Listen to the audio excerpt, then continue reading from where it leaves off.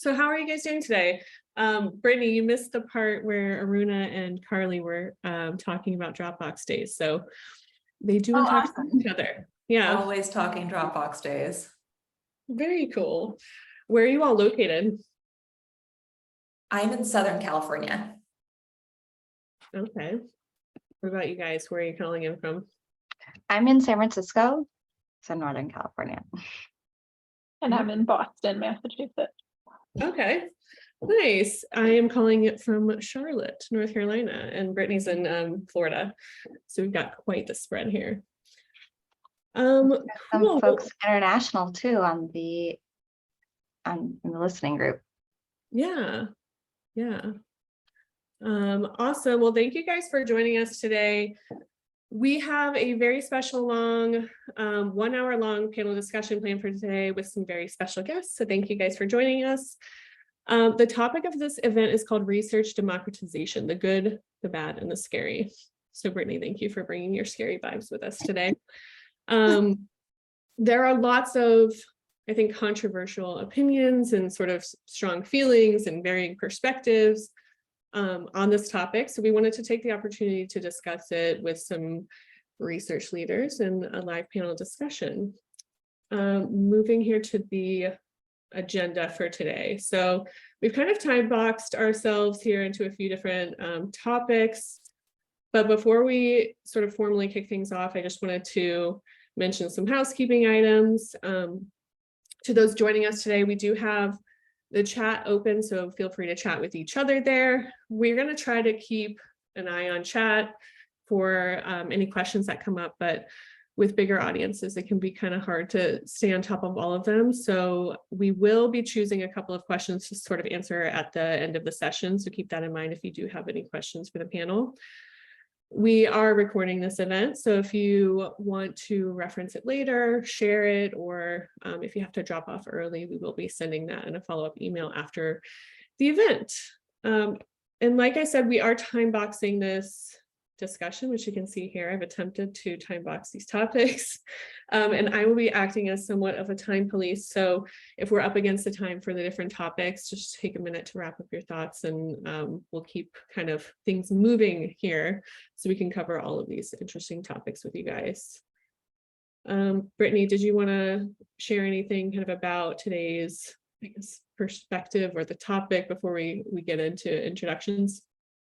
Yeah, I mean, I think that we will get into it. I'm excited. We were definitely, so we've met Roberta in person before, but we had a chance to kind of dig into you all's backgrounds, and I think hosting a panel is, it's great. We'll try to just sort of like facilitate the questions. We'll definitely make space for everyone to chime in. So yeah, I'm looking forward to digging into like a pretty near and dear topic, but also like a topic that, usually I'm just very curious about and trying to tread carefully around. And so hopefully, we can bring that curiosity and enthusiasm to this conversation. Yeah, and we can do some intros on our end to kind of kick us off here. So Allison and I, we're the co-founders at Notably. My background is in product and research. I actually got into technology research in a little bit of a roundabout way. I started my career as a journalist and fortunately ended up finding out that there was another way you could sort of build a career asking people questions and telling stories, and sort of the rest is history. We have kind of done research in ourselves in my career in different settings, but most recently and kind of top of mind has definitely been our work with Notably and, being even just like a small part of some of the research programs that our customers and community are using Notably to run. And just feel extremely grateful and honored to kind of be part of that world and to be able to host conversations like this one. That's a little bit about me. Allison? Sure. I'm Allison. I have about a decade of design experience, having worked as primarily a product designer for different startups, software companies, and consulting. And kind of fell in love with research along the way.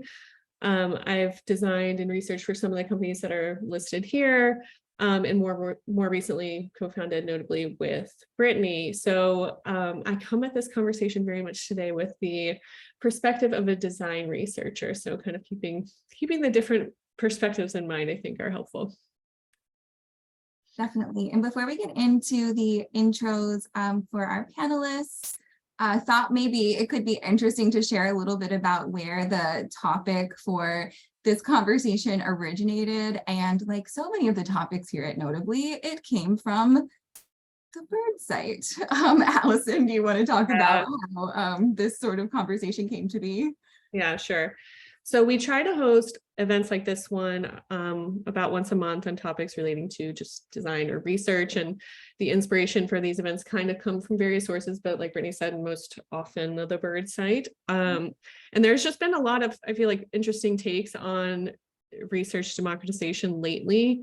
I joined a Twitter space with some other research founders to kind of talk about the topic, but thought it would be more interesting, I guess, to hear from people who are actually in the trenches doing the work at some of these larger organizations and who have either faced this challenge internally or thinking about it, and could share and shine some light on that. So I took to Twitter to get some suggestions for panelists, and you all did not disappoint. Was able to find you three pretty quickly. So thankful for you all kind of being here. So with that, why don't we go ahead and kind of go around the room, starting first with you, Carly. I'd love to have you introduce yourself. Sure. Hi, everyone. I'm Carly. I'm a UX researcher at Zoom. And at Zoom, I focus my time on Zoom meetings, and Zoom team chat is generally where the majority of my day is, but we all know if another project comes in, happy to take that as well. So yeah, and before that, I was previously at Dropbox, but yeah, currently now at Zoom. Welcome. Hey everyone. I'm Roberta. I'm the VP of User Research at a company called User Interviews. We're a research recruitment platform. So if you're ever conducting a research study, you can tap into our panel of customers to run a study with. I've been with the team for about 1.5 years, and we're focused on research democratization. So we train and enable non-researchers to conduct research, and we also run strategic studies as well. Hi, folks. I'm Aruna. I'm Director of Research at Lattice, which is an HR software company. Previously, I worked at different places like Twitter, Google, worked at Dropbox, where I worked with Carly for a little bit. So I worked at Change.org and done some policy research as well. So excited to be here and excited for this conversation.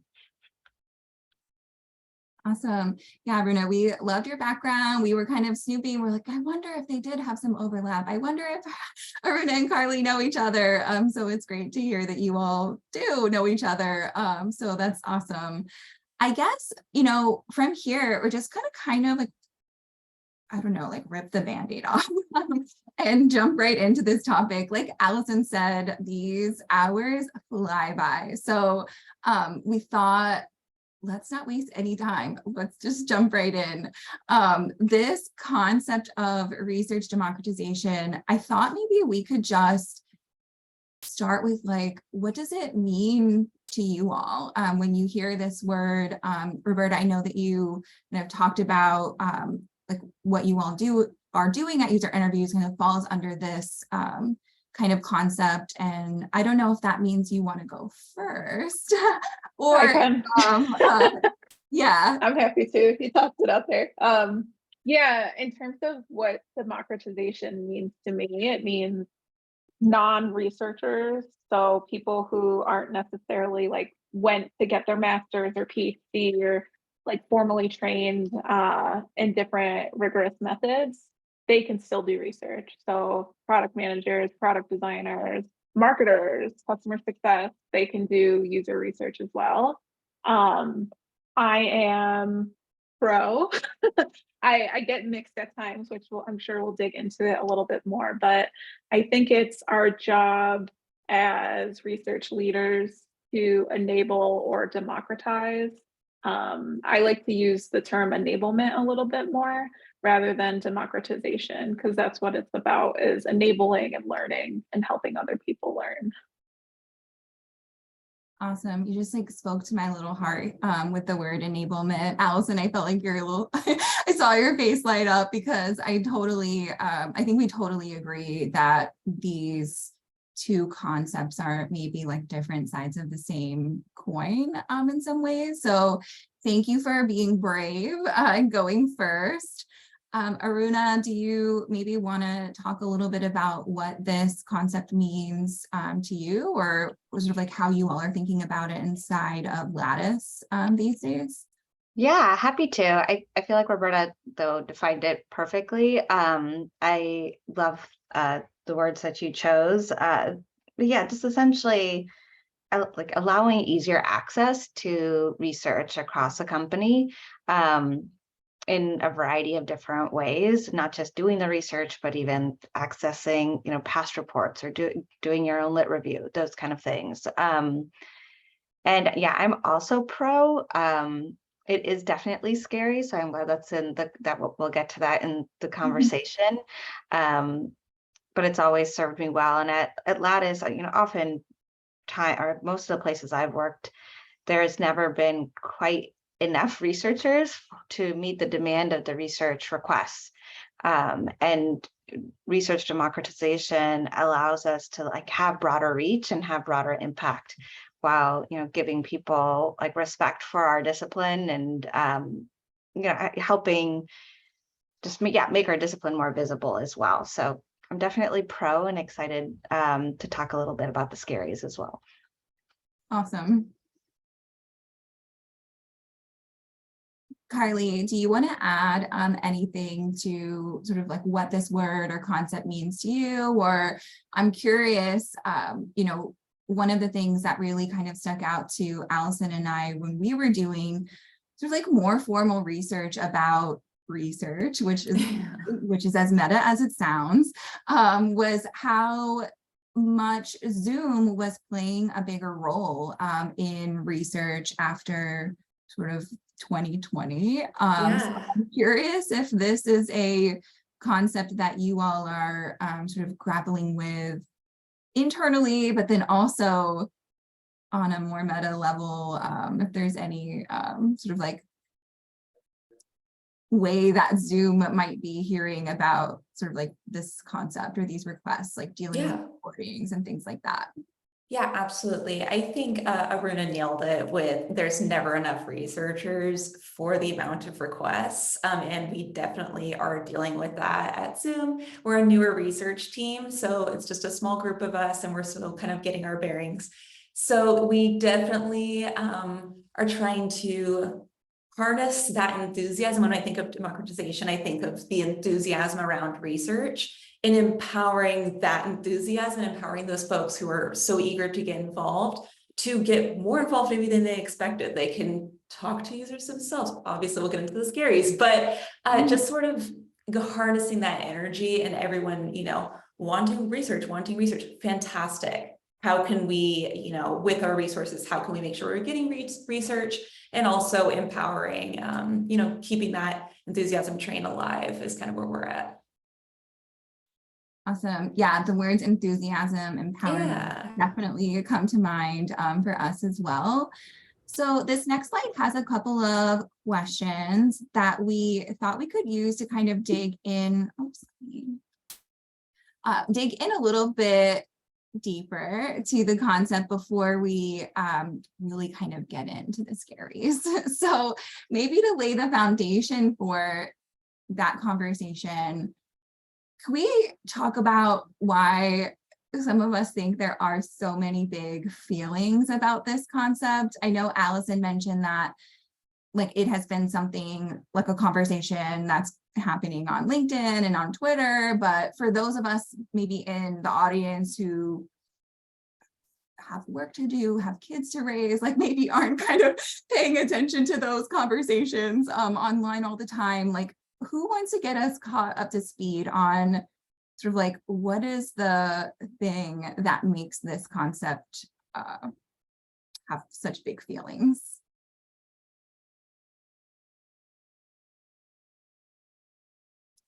I'm happy to jump in. I think part of it is that one fear that I've heard is that you're kind of giving your secrets away or giving the secret sauce away, and it could result in people devaluing the discipline of research. Another thing is it kind of waters down the quality of the research, and especially if we're making a big decision or depending what the research is being used to inform, like, are people going to be making bad decisions based on bad data and bad insights coming in? And so there's kind of a lot, well, if the PM can do research, why do we need to hire another researcher type thing? Like, is it going to stifle the growth of the organization? And so and then those who are thinking about rigor and the quality of the research, those are definitely all valid concerns. I don't think they're not valid, but they can obviously result in big feelings and fear or just distrust of moving towards democratization. Mm-hmm. Yeah, when I talk to my team and others about it, I put it in a big bucket called ego most of the time. Is like, it's the fear almost around sense of safety about your career, your identity, everything, all of the above. As researchers, a lot of us have spent years owning our craft. We might have masters, advanced degrees, and it's why we love it, right? And if we're not doing it and we're giving it away to someone, what does that mean for us? Do we still have roles? Or do product managers start to do it and we kind of disappear inside of organizations? And so I end up, even the sense of control is kind of like an ego too, where it's like we want to have control over everything. But the way I talk about grounding it is when we talk about like the tension between fast insights and quality and stuff like that is, the goal of research is to learn, to make better decisions. The decisions aren't going to stop. They're going to keep happening. And they're likely already happening inside of organizations where democratization isn't happening. And so we can lean in and make sure that there are better decisions being made, or we can kind of lean out and let people run and go rogue or whatever it might be. And I choose the former, where I try to lean in and enable and help, because the decisions are going to be made no matter what. I love those two perspectives. Carly, I'm just going to chime in. I feel like Aruna really kind of touched on some of those like macro reasons why people are afraid. Sort of, what are the outcomes of bad data? What does this mean for the decisions that the organization is making? But then Roberta really kind of hammered it home that it's also a little bit personal, a little bit of a micro problem to grapple with too, like how we interpret our value and our careers and like our contributions and sort of like self-worth inside of the organization. So I just love that you all took these sort of like two different perspectives of like why this is such a big feelings topic. Carly, do you want to chime in as well? Yeah, just one more thing that also comes to mind for me is the resourcing of it. I feel like there's also a big feeling in someone being like, can I have a license? And you're like, yes. Like in, things, if you have a small participant pool or small user base, that's what I was looking for. A small user base being like, okay, there's something about that too that I think causes big feelings, being like, okay, let me give up these things I've worked so hard for. If your research team isn't like, if you're still working on getting in the room, all those things, giving away those things, I think can cause a little bit of a feeling, a little bit of like, okay, here, I've worked so hard for this, you can have some too. Oh, amazing. Allison, I feel like you have something to say about this. I just wanted to add to it as like this conversation feels very familiar, I think, to the design community, right? Like not too long ago, I feel like people were having the same conversation around like everyone can design or everyone can UX. And yeah, 100%. I think, part of that was sort of like this proliferation of tools and tools getting easier and more accessible to use. So kind of wanted to see what you all thought about that as well. How do you see tools sort of playing a role in this conversation? Whoever wants to go first, maybe Carly, since you kind of brought up tools. Sure. Anything else to add on that? Yeah, I think tools, it's interesting because tools make it flashy, and it's an easy way to be like, oh, can I have, this license, as opposed to build this whole, it kind of is an easy way to, or it makes it a little more accessible. And I think when you hear those tools, it's like, oh, can I try that? Can I try that out? Can I try that out? Well, why wouldn't you want to? But it is, it goes back to my other point of like, well, that's giving up a license. It's giving up, someone needs to bring this person in, all of that. But I think the tools are easy, like, I want to try that out. I saw amazing, my researcher used this tool and I want to play with it. Right. Again, totally understandable, but we'll get into the scaries. Yeah, I mean, tools are fun, right? Yeah, it's fun.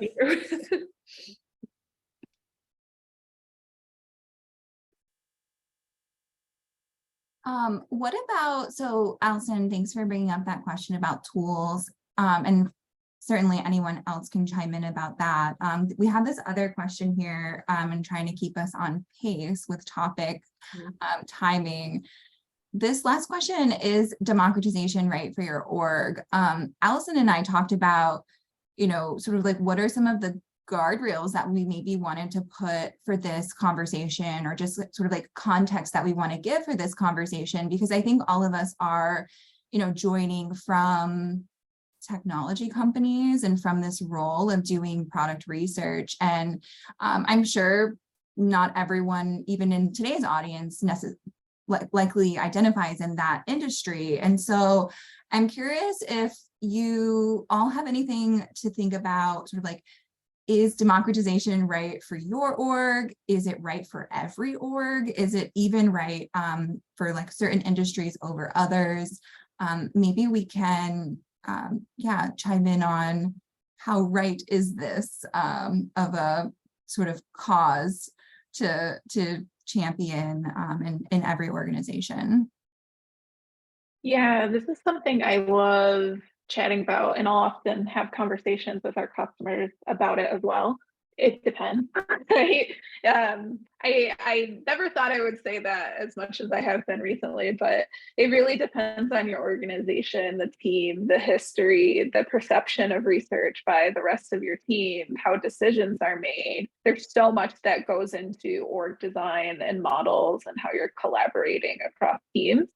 I think there's definitely some industries where it's probably not going to work out as well. If you're in like healthcare or finance, like super high risk subject matter, trauma informed research too.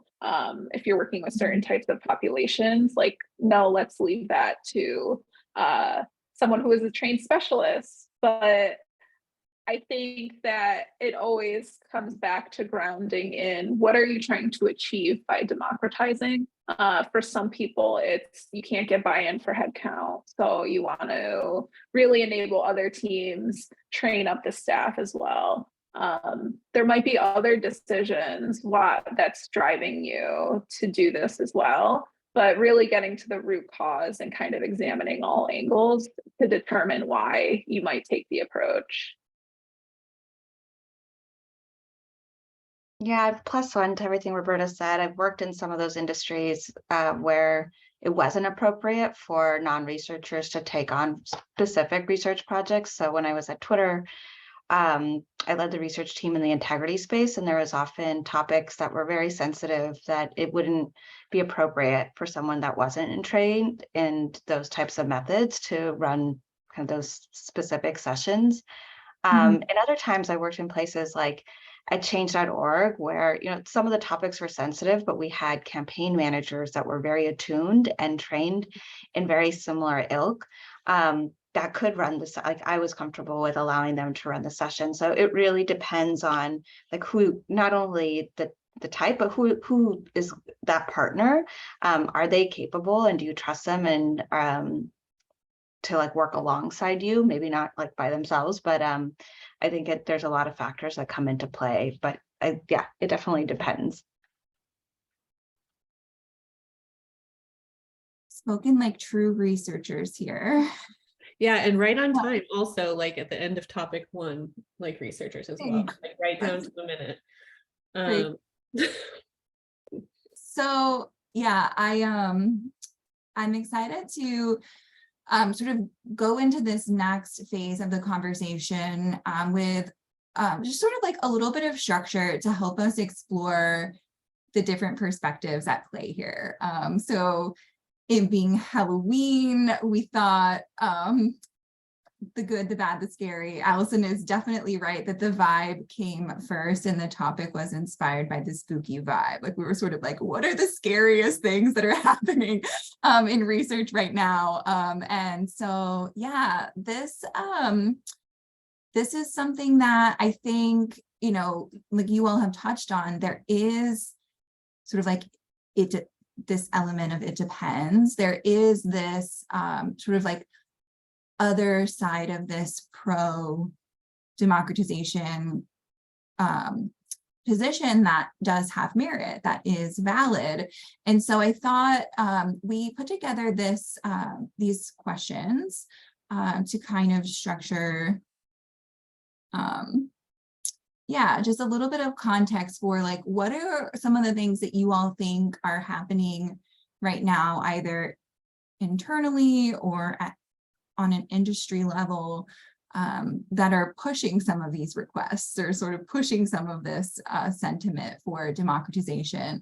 I love that Allison mentioned, you know, it wasn't so long ago that design was kind of going through this, you know, sort of fight almost. Like we talk about getting a seat at the table, and I think it's like very research of us, right, to kind of like just get that seat at the table and then give it away as well. So I'm wondering, like, how did this happen so quickly, and like what are some of the things that you think are driving this sentiment? I think one of the things that's behind it is there's like a true acknowledgement of like the need to hear from your customers, like across the industry. And like there's one thing of saying it, and there's another thing about actually like following that. You know, the last couple of places I've worked, it was really so much like the PMs really wanted to like be the ones that directly heard from the customers, so they could be closer to as close as possible to the customers and be building the right things. And so I think there's a lot of a movement within a lot of our cross-functional partners, and just how product development has turned. So I think that's definitely one of the pushes from my perspective, from my experience. Yeah, I'll save the other answers to the other questions in case someone wants to add anything else to what's behind the push.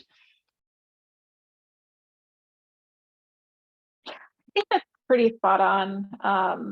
My background's pretty diverse. I didn't actually mention it in the intro, but I've been in design, product management before specializing in research. And I think that there is the rise of we need to talk to customers. There's models that have come out over the last few years, like continuous discovery, that product managers and product teams are starting to adopt. And that's really gotten them excited. They want to get in the weeds. They want to hear from customers. And then now it's kind of putting the crunch on researchers of like, oh, like, let's get them more involved. Let's do this.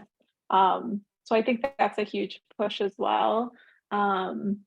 Yeah, I think also I try to always just collaborate my work as a researcher. And I think that's a sign of maturing teams too, is involving other teams more in the research that we're doing. So like there's this industry push, like the industry maturing. And then I think there is the practices maturing inside of the organizations that we're in as well, where PMs or designers are like actually in the weeds, and they're recognizing and they're appreciating us, they're appreciating the team, and they want to do it. They want to get more involved.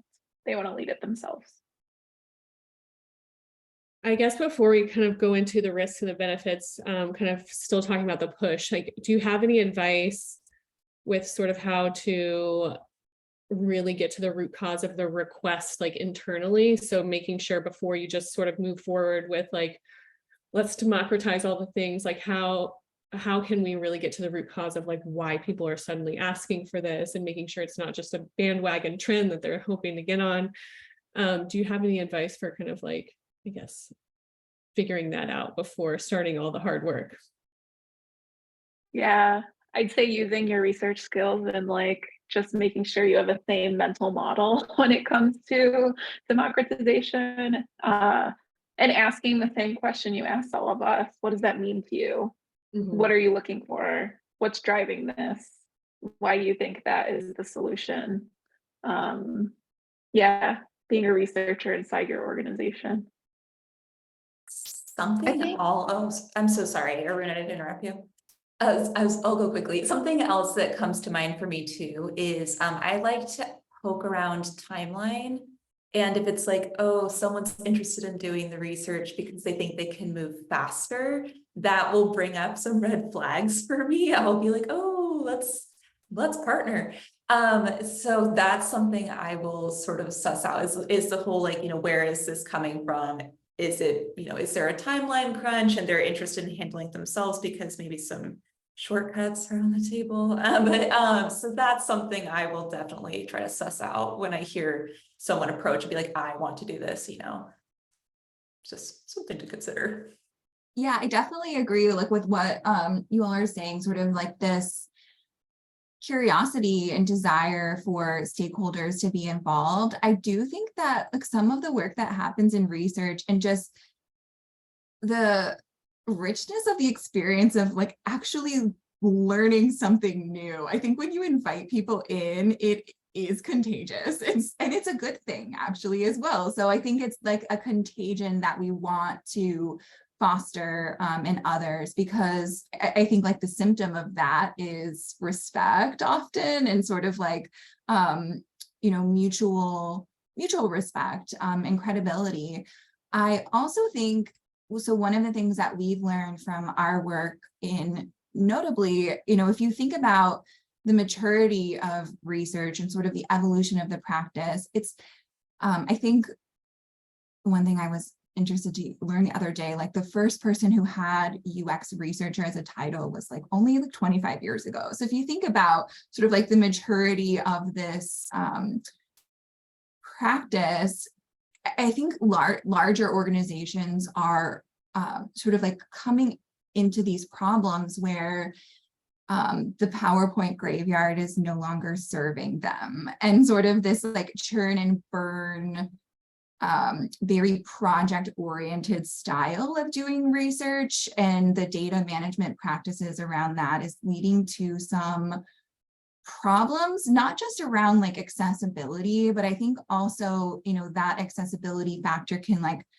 be a slippery slope into questions around credibility. So I feel like some of this push is around just like helping people keep their finger on the pulse of the things that they already know, so that there's not that sort of like collective wisdom that gets lost when researchers leave the organization, and they're sort of like mind maps of the PowerPoints and the spreadsheets and the random documents and everything that kind of went into the insights that were there kind of leave with them. So I do feel like there's that sort of contagious sentiment around collaborative learning, and then also some sort of like data management practices that are behind this push as well. Do we want to talk about like, what do we think some of the risks and benefits are? Obviously, like we are talking about a lot of the benefits already. I think everyone sort of, I think is articulated really well some of the advantages and the pros of democratization. What about the other side? Like what are some of the risks? Why do you think that people have this sort of like hesitation around this concept? Yeah, we talk a lot on the user interviews team about this, that it's usually like a tension between quality and speed. That's usually why researchers might push back, is because like we really value like high quality research, really great decisions, good data.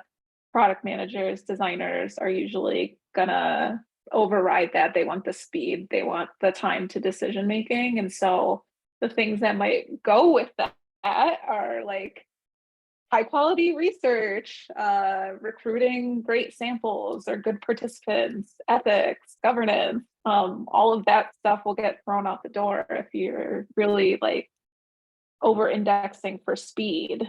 And so one example is like, we've been rolling out our enablement model over the past 15 months, and we launched like a huge annual survey, and a member of our team was editing the survey live while people were answering it. And as a researcher, we're like, oh my God, what are you doing? Like, stop editing the survey live. People are like responding to it already, but that's not something that even was a thought in for someone on the team when that's not their specialty.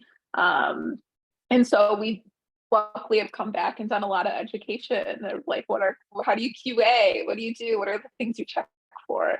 But yeah, usually the governance and stuff like that is the first stuff to go. One of the things that would come up I feel like at Dropbox is that I see it happening too at Lattice now, is that when other like non-researchers are doing research, it kind of something you alluded to, Brittany. It's like when a researcher leaves, their knowledge leaves. But if there's also like with the research team, we have practices of documentation and putting things in some sort of research repository. And often those steps can get missed. So we're talking to researchers, but that knowledge somehow then lives in that PM's head or in some doc that we don't know about. So that's one kind of risk around like, then redoing research, because even though somebody already like knows that fact. Another thing is around, oh gosh, that just like lost my thread there. But yeah, so that was just a major thing we found out about. Oh, I remember the other thing was around participant recruitment. Like if they're actually, reaching out directly to customers without going through the proper channels or sending surveys, like do they have the right population, not just population, but sample size? Like I've seen people get like thousands of answers when they didn't need that many, or getting too small, or whatever that issue is. And so are we treating like our customers properly, or these participants, are we respecting their time? And if that's not accounted for in our back end when how we're recruiting, because we have like, don't go back to that participant in X number of months or whatever, like those things can get missed as well. I think those are both fantastic points. Something else that comes to mind when I think about risks, and Aruna kind of alluded to a little bit with participants, I feel like something that we also try to watch for is over-indexing on one participant, where someone said like what someone was hoping to hear, and they're like, yeah, like I got it, like forget the other interview, like whatever. And it's like, that's not how this works. It's not this like one validation, we're ready to go. So I think that's something I also try to keep in mind. So I'll be like, tell me about what everyone said. Tell me the whole, like, let's talk about the holistic study versus I got my one quote. I'm so excited. This is what I was hoping for. So that's definitely something that I keep in mind when we talk about democratization. Yeah, absolutely. You all are giving me the spookies here. I'm talking about all of these things that can go wrong. We actually put together this sort of summary slide of some of the things that we think about as sort of like the all for it, not for it sides of this conversation. And I feel like you all have definitely touched on a lot of them here. Carly, like what you mentioned last, this idea of like, you're doing it wrong. This idea that can everyone cook? And I think that, it's, Erica Hall recently described it as like anyone can cook. So on this camp of like, yes, anyone can do research, and having this very sort of positive mindset that, maybe by default, people aren't good at doing research and they don't know how to do research and they shouldn't be doing research, but that they can with sort of the proper environment and initiatives sort of surrounding it. And then like some of the other things that come to mind when we think about sort of like the all for it side of this, or the good, you know, leading to that research-led culture. So talking about sort of like how contagious it is when people discover new things together, and just sort of that magic that comes when you have that clarity, that momentum and empathy, when you've sort of like not had to learn something through the grapevine, and you were sort of there in that moment when you discovered something. I've seen that happen oftentimes with engineers, actually, which is a really exciting just sort of experience to be able to facilitate that collaborative learning. I think a lot of times people sort of approach this idea with the desire to deploy empathy, gain influence, and then this one on the other side of things, so not for it. I think Aruna, you mentioned sort of like bad data being worse than no data. So people sort of saying like, actually, if we're not going to have people out there, you know, doing research the right way, in the way that, you know, we think it should be done, then it should just not happen at all, because bad data is worse than no data, or no research is better than sort of bad research. And then, yeah, this idea of diminishing research as a specialized skill, eating into the research budget. I definitely have seen some thoughts about this with everything that's going on sort of in our industry, downsizing. You know, I think I saw someone explicitly say, like, do not train people how to do research, because then when it comes time to, you know, making layoffs or cutting budgets, everyone will say, well, everyone knows how to do research. Is this really as specialized of a role as we think it is? And then sort of like losing the credibility that, you know, there is sort of a skill and a craft here. I'm curious, looking at this sort of matrix of the good and the bad, I guess, do you all have anything that you might kind of like add to some of these concepts, or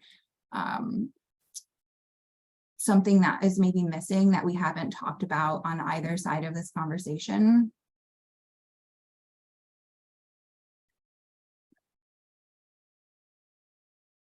We're doing good on time. We have I like know, I'm so rushed. I think the two that I would add in the not for it are potentially the risk of like the reduction of the participant experience across the board, and then the loss of knowledge would be another concern. Like, are the knowledge repositories like that communal knowledge across the org, if we're not aware of the research that's going on, would be another risk.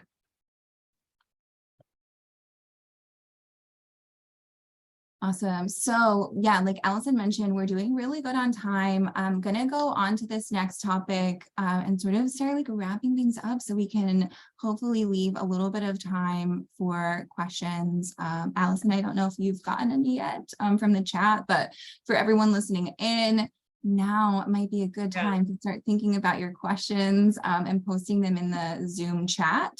Yeah, there's actually like a Q&A section too. So if we answer them there, it's kind of separate from the endless sort of conversation or whatever. So that would be great if you could put it in there.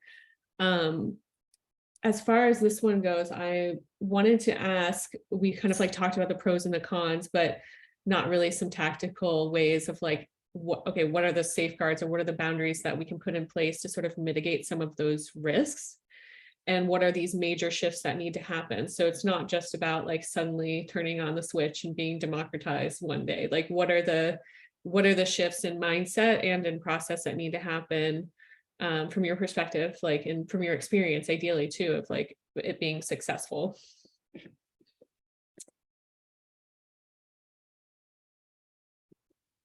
Whoever wants to go. Roberta, I don't want to call you out, but I just feel like this is what you all do. You must have some thoughts about this. Yeah, for sure. You've been so articulate, so I just feel like to call you out. No, I appreciate it. I think the biggest mindset shift is definitely around like enablement for the team. I'm not sure who has seen the UX Research London slides from this year, but there was a really wonderful presentation from Bezod where he talked about doing versus being in research and the differences. And doing research is all about like, you're actually going out, you're very busy, you're recruiting, you're conducting the study. It's the actual act of doing research, but being researchers is more about enabling other people to do research. It's about not just getting your value as a person, as a researcher, from actually doing research, which is a mindset shift, which again relates back to the ego of why people might be against it. And so I think that's the huge shift that leaders need to make, is you're not just being valuable when you're running research yourself. You're still adding value to the team, to the business, if you're enabling other people to do research, enabling better decisions to take place.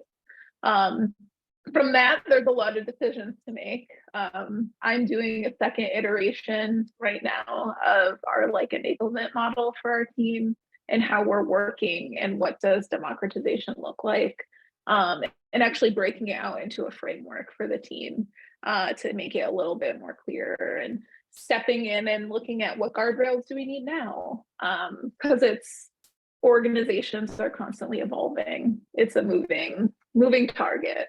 So yeah.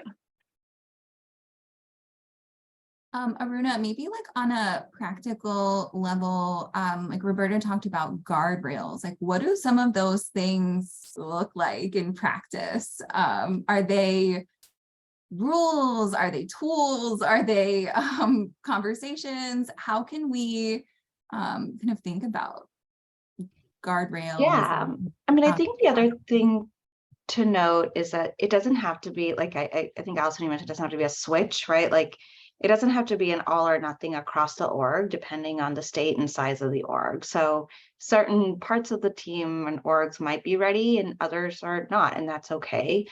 So when we were at Dropbox, we started a program called Real World Wednesdays, so a rolling usability testing, essentially speed dating format. There's a great blog post that I think Mira wrote about it. And the way that we did it, we started with one of the teams that I was managing, and we kind of iterated on that. And then we slowly grew it across the entire company and took it global, right? But it wasn't like we did that overnight. That was over the course of a year. So that when we did go global, it was like we had all the templates ready. So if you're talking about like the nitty gritty here, like so how can we scaffold it in a way that we feel comfortable about the quality of the research being handled by our cross-functional partners. So yes, there was templates, there was office hours. If you were going to leverage it, we had we would rotate, but I think when I left, it was Nash who kind of owned the program, and you would have a meeting with Nash to like go over the questions you're going to ask, give you any tips and tricks or any other questions that you would have. And we had a lot of resources of guide to interviews and how to best practices for interviewing, what questions not to ask and how to ask, and sample questions. So there was a lot of resources that we had developed to help ensure, as much as we could, quality. And then we also would ask, through those conversations, like, hey, like what decisions is going to inform? Is it like a really big decision? Well, just remember, you're only going to be talking to 5 people. And so getting them context and creating that scaffolding or constraints, and that people are have that shared awareness is one way to help create that structure, and know that people aren't misusing it or using it in ways that it wasn't intended for. Mm-hmm. Awesome. Oh, I was going to say, Carly, do you want to chime in about sort of any of the maybe like safeguards or resources that you all are using or have kind of used in the past to help with this shift in mindset or process? Yeah, I think something else, I overlapped with Aruna at Dropbox during that time, and she said all of that beautifully. Worked really beautifully. Something that I also do when it comes to just like subtle mind shift, whatever that, I just botched that. But anyways, is I will open up my process to my cross-functional partners. So I try to be really transparent, and sometimes probably end up over explaining, but why I'm making the choices I'm making. So as I'm working with my cross-functional partners, it's just like my little, my little influence circle. But I try to explain, this is why I have this many participants. This is why I am phrasing it like this. Thank you so much for your question. I think maybe we want to phrase it like this, which will get to your point, and here's why. And so just sort of doing that education as opposed to here's a template, although we have those as well, but here's a template, read it in your own time.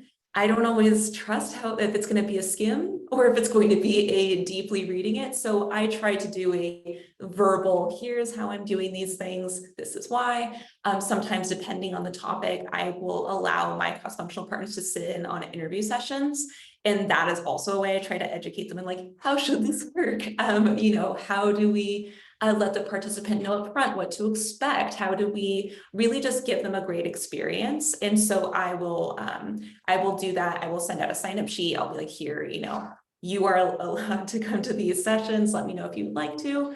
So again, just sort of like leading by example and explaining and showing versus just like, here's some reading material. I hope you take a look at it. Yeah, I love that, leading by example, the transparency. Well, we are rolling into the final few minutes here of this conversation, and I guess we wanted to sort of like leave the audience, leave our panelists with some space to share some sort of like parting words for the group here. We've had like most people kind of sticking around through the whole thing. So yeah, I'm curious if you all sort of like came to this conversation with some thoughts about this topic that we didn't get a chance to dig into that you wanted to add.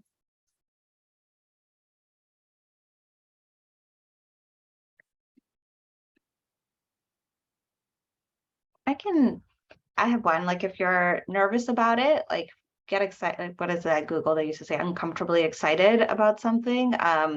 Like try it out and start small, right? It doesn't have to be big. Like if you have one partner that you think would be great at helping out with the research project, start there and like see what works and doesn't work in your org and how does it go. And it doesn't have to be a grandiose system to start. You could just start with one person and iterate from there.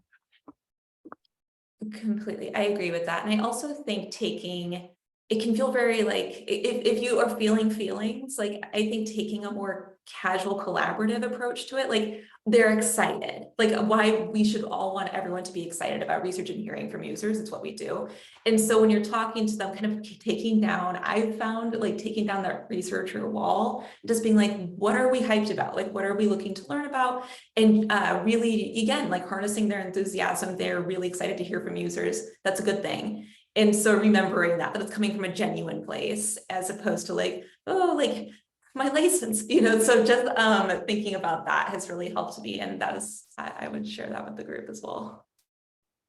Yeah, I think one thing I did not get into as much, but I posted an article earlier in the chat. If you do decide that it is right for you in your org, one thing that I really like to do is what I call like a no-do feel for creating enablement content for the team and what those supports might look like. So I'll ask myself, what do I want non-researchers to know, do, and feel when it comes to research? And that informed the training program that I put together, the coaching office hours that we do, the walkthroughs that will have people shadow us, the conversations that we have. And so I think really digging into those questions once again and just reflecting on why you're doing it, and then what's the best way to do it? And it can be really, really small, and starting out with a test and learning, getting feedback from your team, from your peers, and iterating along the way. And also know that it's going to change a lot. Orgs are systems, and so they're changing all the time. So you'll get feedback along the way and have to change the approach, and that's fine. I definitely feel like all of you have spoken about this topic and shown your research stripes. Like, I just think it's like spoken like a researcher, using your research skills to kind of take this sort of complexity of democratization and make it simple. Roberta, I feel like you've given some really good, like tactical ways of thinking about that. I love that framework of do, know, feel. So thanks for dropping it into the chat. I think, wrapping up here, I think like usually we try to keep our opinions like strong and loosely held, like most researchers do. And this kind of like just wrapping us up here, I think that this concept is something that we have definitely, like we saw this sort of like shift in this tide happening, and this word democratization entering kind of like vernacular, and like as people who are building products in this space and like building on sort of like a consumer level for researchers, it's something that like, we have talked about, like, are we pro democratization? Are we, like, where do we kind of like as notably or as researchers kind of stand? And I think that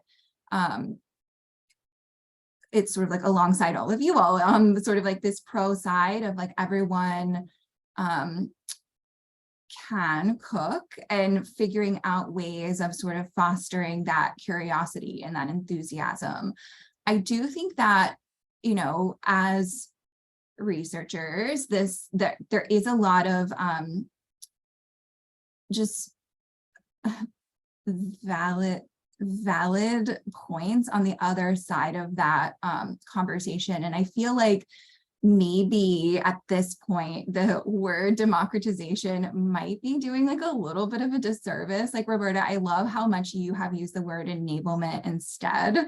So I don't know if maybe like we can join forces here and take back some of the language that we use to describe sort of like the goals that we should have as an industry. But I do feel like if we can spend a whole hour talking about like what one word means, maybe it's not that simple of a word. Like maybe as researchers, we might need to take that complex situation and pass down some clarity to the rest of the org about like what is really kind of behind that push and what are the good things about it. And I do think that enablement is a much better sort of word to capture that. It's not just about operations, even like it's more than research operations. I think it kind of captures the spirit of like not just the how research is happening, but the what and the why. And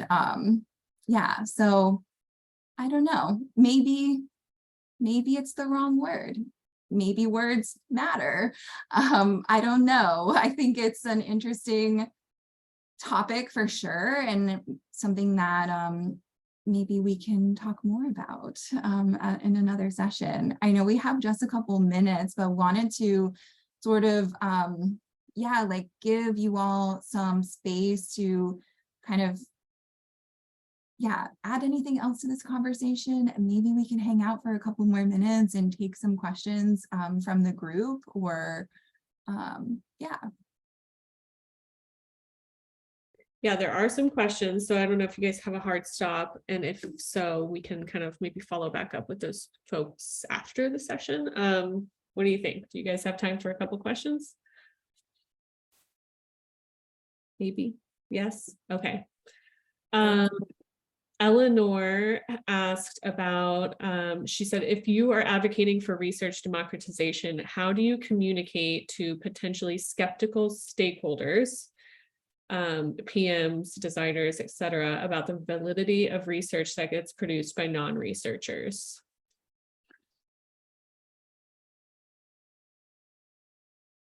That's a great question. Also should just say, be prepared. There's researchers here. There's going to be good questions. So, yeah. I don't know who wants to chime in on that one first.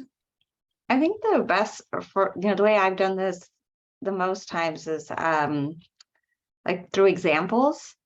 So, if you start small and you're working with someone and then sharing, and that's kind of what happened with the Real World Wednesdays program, the White Hot Fire, to use a metaphor, but it was just like, people are like, oh, that's really exciting. And it's helping that team move faster.